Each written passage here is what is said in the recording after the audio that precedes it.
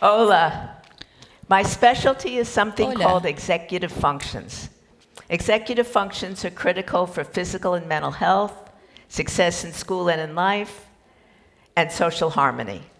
They've been found to be more predictive of academic and career success than socioeconomic status or IQ. And so they've been called the mental toolkit for success. There are three core executive functions. I'm going to start with inhibitory control. Inhibitory control at the level of attention is focused attention or selective attention. Being able to inhibit distractions so that you can focus and stay focused even if the material's boring. You need selective attention in order to focus on what a person's telling you in a noisy restaurant, or when you're trying to concentrate on what someone's saying on the phone when somebody else is talking to you in the room. I do that to my husband all the time. Children can learn to concentrate and pay close attention by just helping with household chores, like food preparation. It takes careful, focused concentration on their part. They really have to pay attention. Walking on a log is another way to challenge and improve focused attention. And periodically, there are going to be these slides that you can't read. They're the scientific evidence behind what I'm saying. So if you would like a copy of the talk later, I'm happy to provide it. And it's also to say that what I'm telling you isn't just my opinion. There is research behind it. Inhibitory control at the level of attention to what you're holding in mind is cognitive inhibition or cognitive interference control. Inhibiting distracting thoughts like worries, thoughts about the past or what you need to do next, and inhibiting mind wandering or daydreaming so that you stay focused.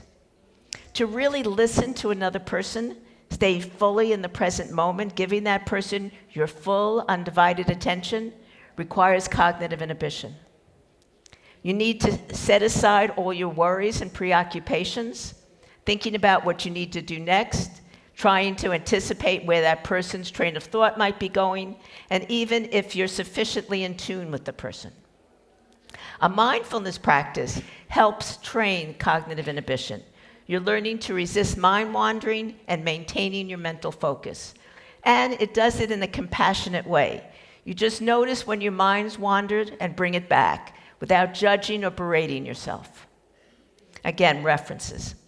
Inhibitory control at the level of behavior is self-control or response inhibition, resisting temptations, not acting impulsively, thinking before you speak or act. Like students resisting looking at their cell phones when they're in class. So much of young children's lives revolve around demands on self-control. Wait your turn, raise your hand, don't grab another child's toy, don't eat sweets before dinner, don't pee in your pants. Examples of when we all need self-control are things like taking only what you need, not interrupting someone who's speaking, not blurting out the first thing that comes to mind, or resisting acting in the heat of the moment, like not pressing send immediately on an angry email message. Self-control saves us from putting our foot in our mouth or making a social faux pas. Think of all the trouble you'd get in if you told your boss what you really thought of him or her. Grabbed whatever you wanted without asking or paying, or did other socially inappropriate or hurtful things. If you want to change, if you want to mend your ways, you need self-control. Discipline and perseverance require self-control to resist all the temptations to quit and not finish what you started. Evidence indicates that discipline accounts for over twice as much variation in final grades as does IQ. Simple ways to practice self-control are things like waiting to eat until everyone's been served or until a blessing has been said. Or waiting until you get more information before reacting to what somebody said or did, because you might be wrong about what they meant or why they did or said that. Working memory is the second core executive function, holding information in mind and working or playing with it. For example, working memory enables you to mentally calculate whether you have enough money for everything you want to buy or which product is the best value for the price. Or to remember the question you want to ask as you're listening to an ongoing discussion or lecture.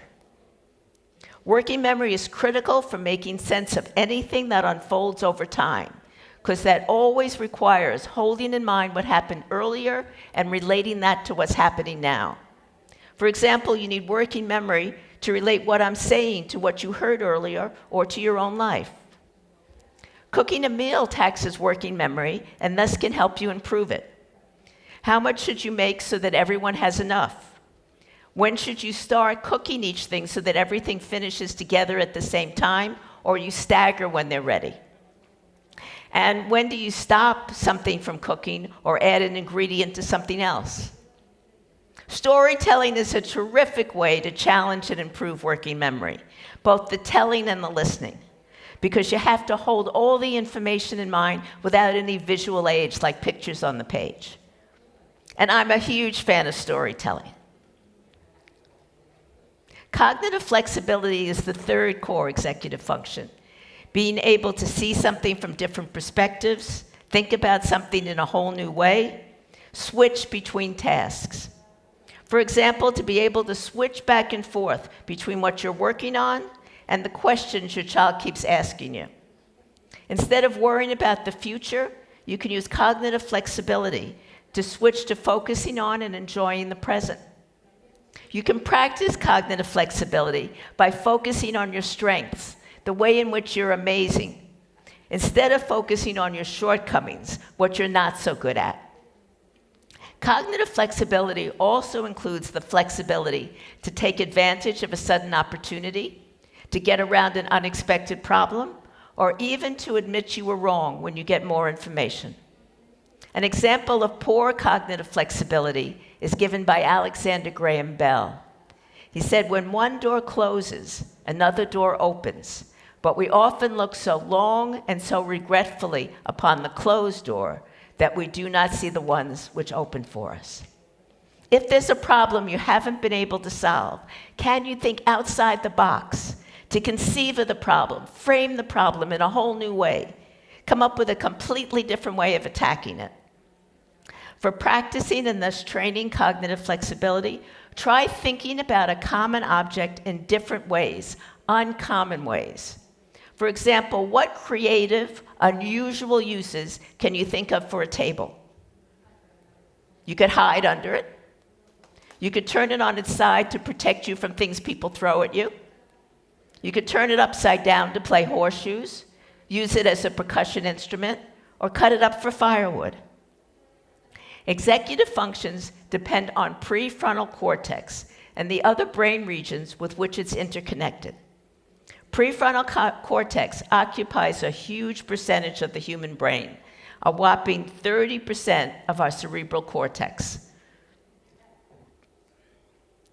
Prefrontal cortex is the newest area of the brain over the course of evolution and the most vulnerable, the most fragile. Stress impacts prefrontal cortex and thus executive functions sooner and more severely than any other brain region. Stress can cause anyone to look as if you have an executive function impairment, like ADHD, when that's not the case. You may have noticed that when you're stressed, you can't think as clearly or exercise as good self-control. For example, a study found that when people are more stressed, they're 37% more likely to show poorer working memory or problem solving, and that chronic stress can lead to less gray matter in prefrontal cortex. References again. Here are some of the neurobiological reasons for why prefrontal is so vulnerable to the effects of stress, even mild stress. Dopamine is an important neurotransmitter in prefrontal cortex and lots of other brain regions. One unusual property of the dopamine system in prefrontal is that even mild stress increases the level of dopamine in prefrontal. So this graph shows the gray bars are the levels of dopamine under mild stress, and you can see it's only spiking in prefrontal, even though many of these other brain regions listed here have much more dopamine than prefrontal. The optimum level of dopamine in prefrontal is an intermediate level. Too little or too much is no good. And stress pushes you to have more dopamine in prefrontal. Also, stress disrupts the functional communication between prefrontal and other brain regions. A few weeks of stress in preparation for a major exam disrupts the communication between prefrontal and other brain regions and impairs executive functions. For persons exposed to particularly intense or prolonged stress growing up, the functional communication between prefrontal and the amygdala stays disrupted, even into adulthood. The amygdala is the brain region that sends out alarm signals whenever there's any danger in the environment, whenever there's any risk that you might be harmed. For example, when you see an angry or fearful face. Normally, when there's really no danger, prefrontal sends a message to the amygdala that it can stop firing because all is well. Thus, when activation in prefrontal goes up, activation in the amygdala goes down. However, for adults who as children experience great stress, prefrontal is unable to effectively communicate with and thus unable to calm down the amygdala. The functional communication is not working. Although they recruit prefrontal for managing threatening cues, their amygdala activity is not correspondingly reduced. So here the blue line is what I showed you before. Prefrontal activity goes up, amygdala activity goes down. But for people who experience great stress growing up, prefrontal activity is increasing, but so is the amygdala activity. Prefrontal communication isn't getting to the amygdala. The person stays in an anxious, hypervigilant state, constantly on the alert for possible danger, easily and overly panicked, immobilized by things that provoke anxiety. Prefrontal is more dependent than most brain regions on a gene called COMT, or COMT. Thus, variations in the COMT gene disproportionately affect prefrontal. A common variation of the COMT gene consists of a simple substitution of one amino acid, methionine or met, for another amino acid, valine or val, at one location on the gene. The MET variant of the COMT gene is associated with having more dopamine in prefrontal, and it's usually associated with having better prefrontal function and better executive functions. So remember, mild stress increases the level of dopamine in prefrontal. Since the METs usually show better executive functions, their prefrontal dopamine levels are probably close to optimal. So you might expect that stress would push them past the dopamine levels past that point and impair their executive functions. Whereas vals are clearing dopamine faster, so they should have less dopamine in prefrontal, so you might imagine that mild stress could actually help them have better executive functions. So 3 different labs independently tested that prediction, that METs would look worse under stress, but vals would look better. As predicted, all 3 labs found that COMT METs showed worse executive functions when they were mildly stressed. So this is a lab in Germany, and they found that they got less answers correct under stress. This is Stanford, again, they got less answers correct under stress. And this is my lab, they were slower under stress. But 2 labs failed to find that COMT vals showed better executive functions when they were stressed.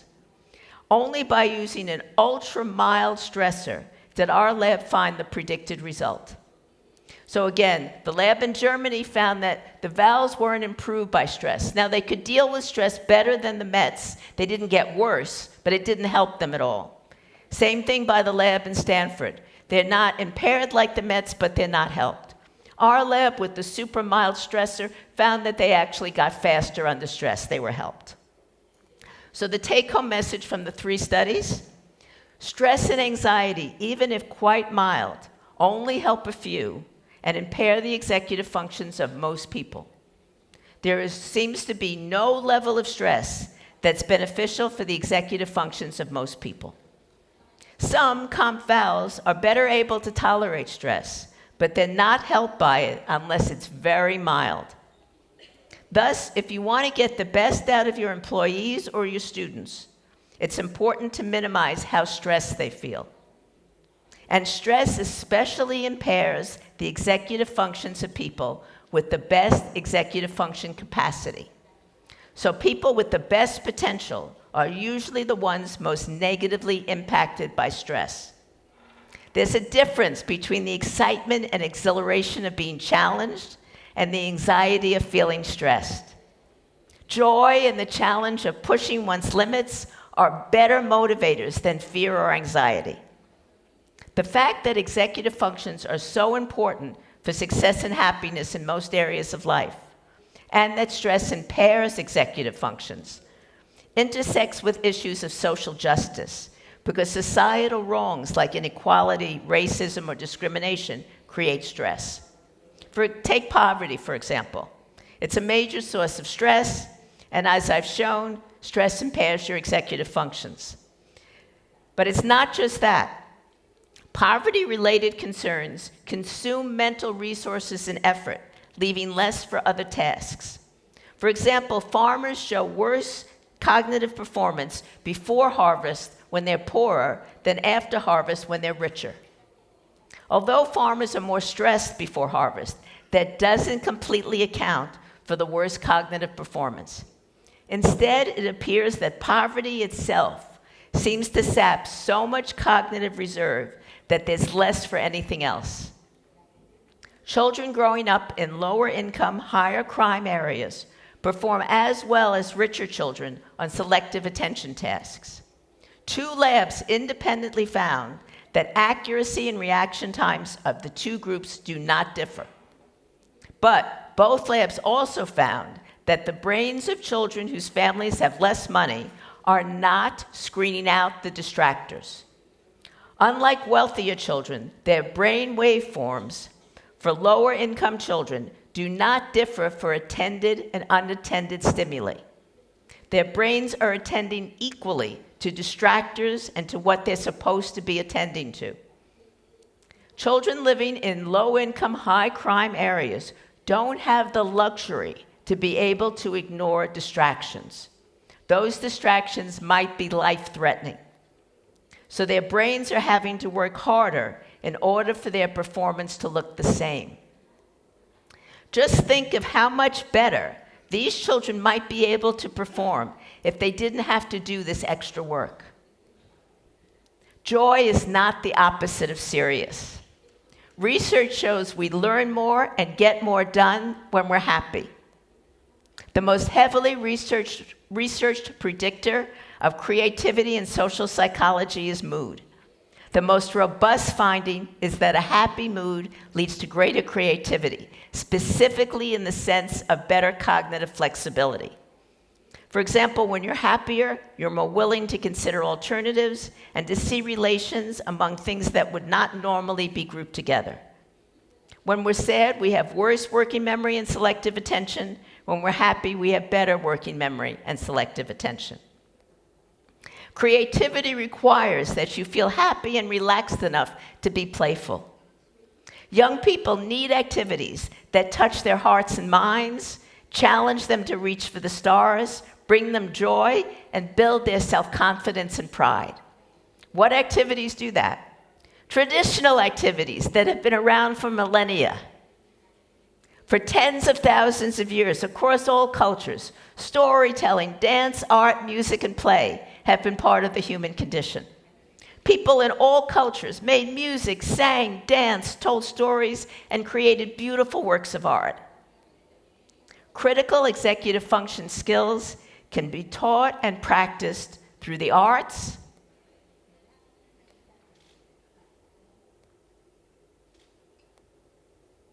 and sports, including football, activities in the great outdoors, taking care of an animal, woodworking, and much more. Each of these activities requires cognitive flexibility, perseverance, focused attention, indeed all of the executive functions. An activity students love that challenges executive functions will improve their executive functions more than a class the students find boring. Reducing stress in a person's life and increasing joy in his or her life may be key to seeing the executive functions of which that person is truly capable. Activities that most successfully improve executive functions include each of these elements. They challenge executive functions, provide joy, reduce feelings of stress and loneliness, and inspire self-confidence and pride. I want to thank you very much for your attention and thank my funders for their support and my lab. Thank you very much, everybody. Thank you.